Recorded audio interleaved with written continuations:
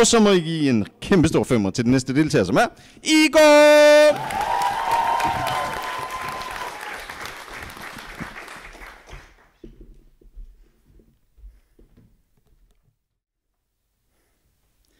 Der er et spisebord.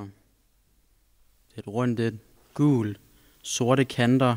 Maden venter på nogen, venter ikke længe, venter slet ikke. Luften stadig uberørt. Lungerne ubrugte.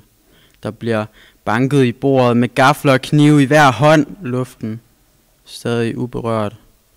Lungerne ubrugte. Hvordan lever de her mennesker? Hvad er det nu, de kalder sig selv? Den ene tænker, at de snakker, fortæller hinanden noget. Sammen med den anden tænker de, at de ikke ved noget om hinanden. Sammen med hinanden tænker de, at de ikke ved noget om hver anden. De andre, der udgør hver anden. Hvornår rører de på sig? Er der eventuelt et rør, der forbinder, når nu det ikke er et talerør? Luften stadig uberørt. Lungerne ubrugte.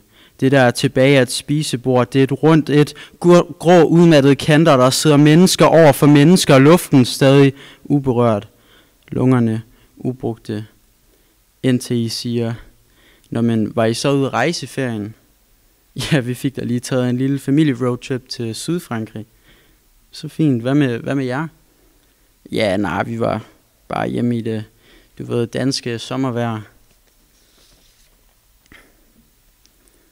Det larmer lidt mindre, det larmer lidt mindre, indtil det har larmet lidt for lidt. Det larmer stadig, og maden har været der, og folk begynder at forsvinde hen i deres egne verdener, indtil kører de så forbi Aldi på vejen. Har I fået en ny Aldi? Ja, kæmpe kø ude foran i morges. Nå, den er lige åbnet. Ja. Folk bliver også bare så tosset, når der åbner en ny Aldi. Ja. Jamen, det bliver også bare så flot her, når alt vejarbejdet er færdigt, og alt falder på plads. Ja, det har du ret i. Ja, men hvor Andreas, han kunne ikke komme? Nej, han er jo i gang med en vigtig opgave til gymnasiet der. Nå ja. Hvordan var det nu? Var det først i 3. G? 3. Og han er også blevet en stor dreng nu. Ja, det er han. Men jeg skulle da hilse fra ham. Nå, jamen, du må lige hilse igen, tak. Det er også ærgerligt, at han ikke kunne komme. Men sådan er det vel, når man snart er voksen og har vigtigere ting at tage sig til. Ja, det har du vel ret i.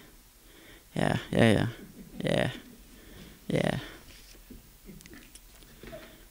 Jeg vil gerne bruge den luft, dette rum indebærer. Jeg vil gerne bruge den på jer. Jeg vil tale mine tanker, ikke bekymre mig om andre. Ligegyldige ting, der ikke siger mig noget, og heller ikke siger dig noget. For det kan jeg se i dine blanke øjne, der afspejler sig i dit udmattede smil, som spejles i bordets kanter. Og det er jo ikke, fordi vi ikke kan snakke om ligegyldige ting. Det er jo ikke, fordi alt, hvad jeg snakker om, skal være helligt.